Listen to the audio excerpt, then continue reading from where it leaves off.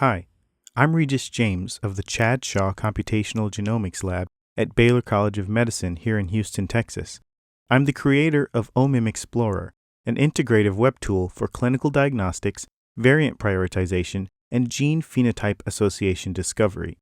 In this video, I'll be walking you through how to get started with our software. Feel free to pause and replay parts of the video as needed. For your convenience, I've time-coded the video so that you can quickly jump to whichever section you might need.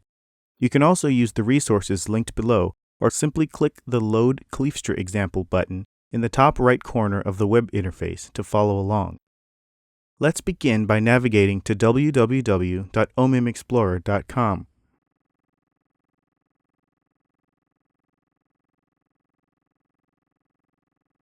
The workflow wizard, which is this row of buttons at the top of the page, will guide you through the many features of OMIM Explorer as you work through a case.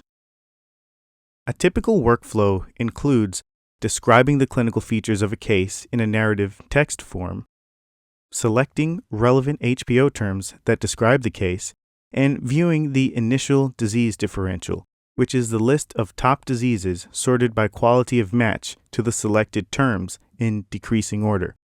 The workflow also includes filtering the differential to diseases causally linked to genes variant in the case, using medical judgment to curate this differential with a detail overlaid visual interface, further refining a complex differential through dynamically generated phenotype suggestions, considering novel disease gene discovery candidates through review of highly ranked genes with no known disease association, and saving work to resume later or to share with colleagues.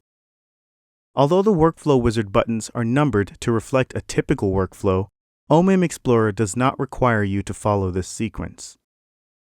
Now let's begin a case by clicking the Start button. As you can see, three main panels appear. The Workflow Wizard at the top, which I've already discussed, the Control Panel at the left, which houses the settings you'll use to configure your session, and the Content Panel at the center, which displays the results of your analysis. A fourth panel, located to the right, is only visible when phenotypes are input and is called the Heads-Up Phenotype Query Display. Note that there are next and previous arrow buttons here on either side of the Baylor College of Medicine logo. You can progress through the Workflow Wizard either by using these arrows or by simply clicking directly on the wizard workflow buttons at the top of the screen. The Reset button at the bottom of the left side control panel can be used to delete your current work and start a new case. Keep in mind that resetting a session also deletes all of your work and that this cannot be redone. Okay, now that we've familiarized ourselves with OMIM Explorer's basic layout, let's step through the workflow for an example case. You can always save and later reload a case to continue analysis where you left off. However, in this example, we will create a completely new workflow and identify a causal variant. We will begin with Step 1, Describe Case, where you can provide free-form text describing the features of a case. Any data that you input during a session can be downloaded via the Save tab here as an OMIM Explorer file for safekeeping or for sharing with colleagues. This session data can be viewed once again and edited by uploading the session file through the Load tab's import interface here. For security purposes, none of this text remains on our servers after the session ends. But since we're creating a session from scratch, let's begin by entering some text into the description box. For the purposes of this tutorial, I've chosen Kleefstra syndrome as an example case and have spiked a known causal EHMT1 variant for the syndrome into a filtered version of a healthy individual's exome VCF made publicly available by Manuel Corpas, the individual himself. I've selected a few paragraphs describing Kleefstra syndrome on the NIH Genetic Home Reference website and will now paste them into the text box.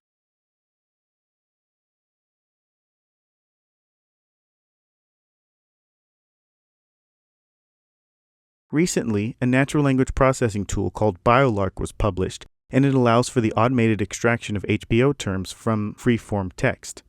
I integrated BioLark into OMIM Explorer through this button here.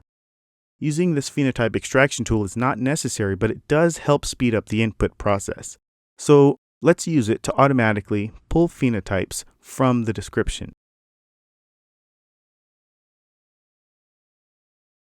Alright, BioLark found several items in the description, and I'll add a few to the selection.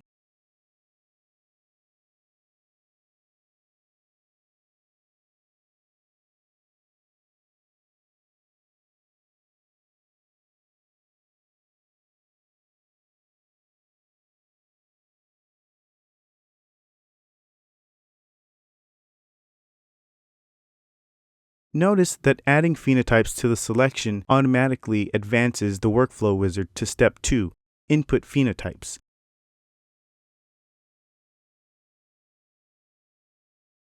Switches to the Phenotype Selection tab in the left side control panel and populates the heads-up Phenotype Query Display panel to the right. In this list, input phenotypes are arranged and colored in order of decreasing rareness among diseases in the OMIM catalog. Red phenotypes are the most rare, and the blue ones are the most common. In this context, rare means exhibited in a relatively small quantity of OMIM diseases, and common means exhibited in a relatively large quantity of OMIM diseases. Alternatively, these phenotypes can be displayed as a word cloud via an adjustment to the Settings tab, like so. The same color scale applies, but now the rarest phenotypes are also the largest. This word cloud representation is useful because it puts an even greater visual emphasis on the rarest phenotypes, making the most distinguishing input easier to see at a glance. Also note that the red line always indicates your current step in the workflow wizard. Since we're now on the phenotype input step, we can also manually select additional phenotypes. Note that OMIM Explorer automatically suggests phenotypes to complete the parts of words I type. Let's advance to the next step. Step 3, Generate Differential, by clicking the Next button, which takes us to the initial differential diagnosis. The ranking in this differential is from the semantic similarity match scores computed between the phenotype query we just entered and the thousands of diseases annotated with HPO terms. The default matching method is our implementation of Resnick similarity, but this can be replaced with another in the Settings tab. Reviewing the differential, we can see that Kleefstra syndrome is already ranked within the top 10 diseases. It's important to mention that all diseases are ranked, not just those that may or may not be known to exhibit the queried phenotypes. Also note that this ranking is before any gene or phenotype filters are even applied, which could improve the ranking. Let's advance to the next step, Step 4, Input Variant Genes, by directly clicking the Next Steps button. OMIM Explorer currently supports single individual HG19 VCFs or single column CSV text files listing genes of interest. I'll go ahead and upload the VCF for our test case. OMIM Explorer can limit the disease differential to diseases causally linked through OMIM's morbid map to variants in the uploaded VCF.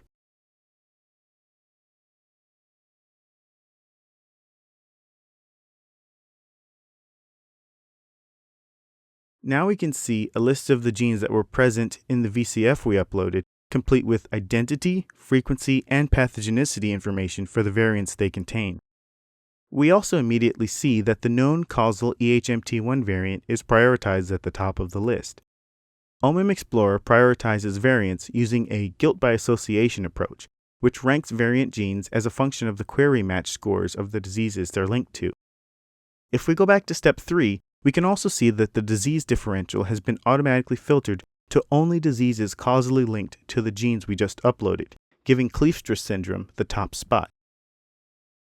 Additionally, if we click this Rank Rationale link here, we see an explanatory listing of the causally linked diseases whose match scores were used to come up with this ranking. Note that when I click the link, the Workflow Wizard color guide disappeared to indicate that I've deviated from the suggested workflow. This isn't a problem though, as we simply need to click the button for our last step to get back on track. Thus far, we've dealt only with tables to evaluate this case. We built into OMIM Explorer a novel interface that allows users to visually explore their data on a deeper integrative level, and to exercise their medical judgment to curate the differential. We call this interface the radar map, and it should be immediately apparent why when I move on to the next step, which is step 5, explore differential.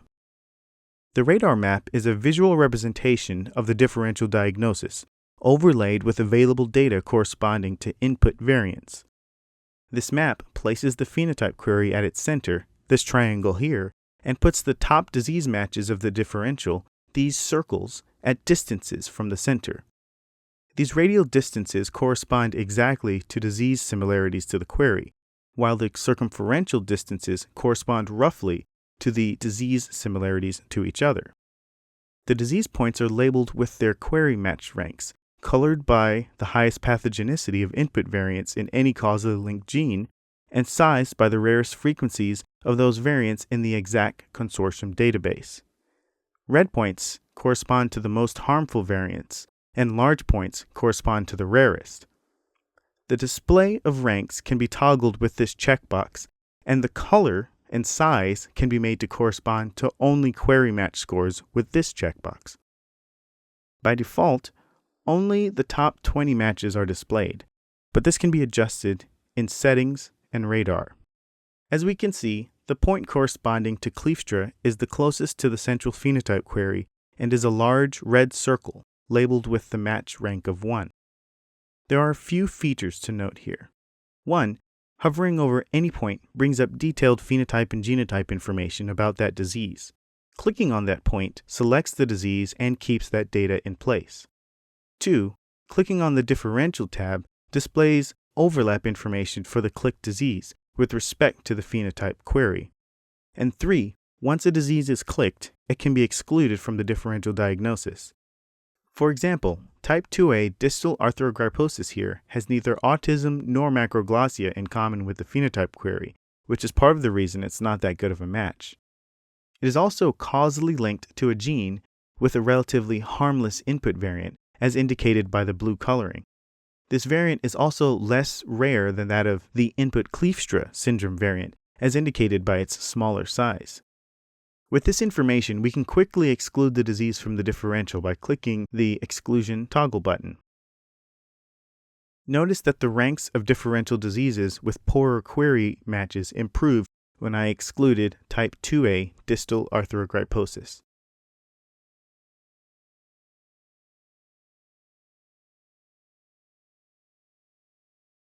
This curation also propagates to the variant prioritization level. We see in the OMIM tab that the gene known to contain variants causing type 2A distal arthrogryposis is MYH3. When the disease is included, MYH3 is included in the variant prioritization table after MAN2B1.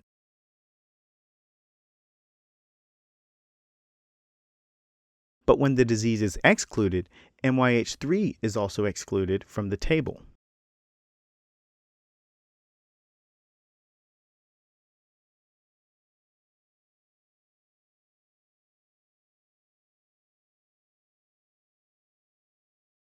In the event that this integrative overlay yields inconclusive results, the next step in the workflow wizard can help.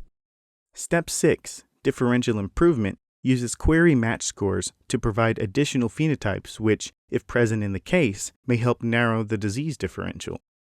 The phenotypes suggested are the rarest terms among OMIM diseases that are exhibited in the best query matches.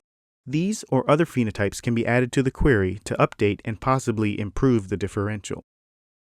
Occasionally, a diagnostic conclusion might be unattainable using the cataloged associations between input variant genes and diseases in OMIM, and between those diseases and the phenotypes they are known to exhibit.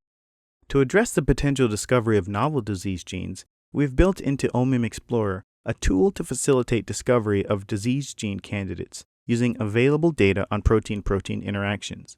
These candidates are identified as genes whose protein products directly interact with those of training genes. Training genes are genes known to contain variants causing the best matching diseases.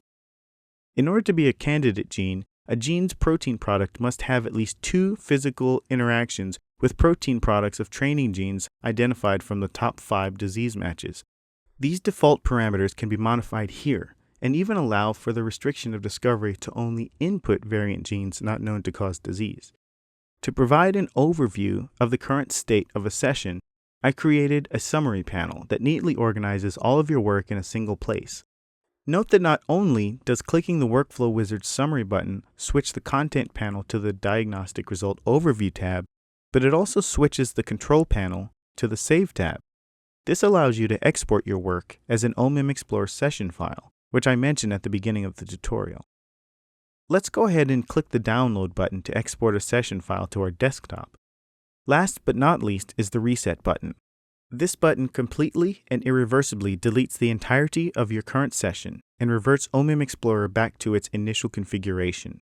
So be careful not to click it unless you intend to. But let's click it right now to see what happens. As you can see, we're now back at the Start page. Clicking the Start button brings us to a fresh OMIM Explorer session with an empty description box at the center, Load panel to the left, and heads-up phenotype query display noticeably absent. We can use the Import function to continue our work right from where we left off. OMIM Explorer needs a few moments to load the session. Whenever a session file is loaded, OMIM Explorer intelligently jumps right to the summary step of the Workflow Wizard to provide users with a familiar overview of the session that was just loaded. And here we are. I can click on Edit to make additional comments in the case description,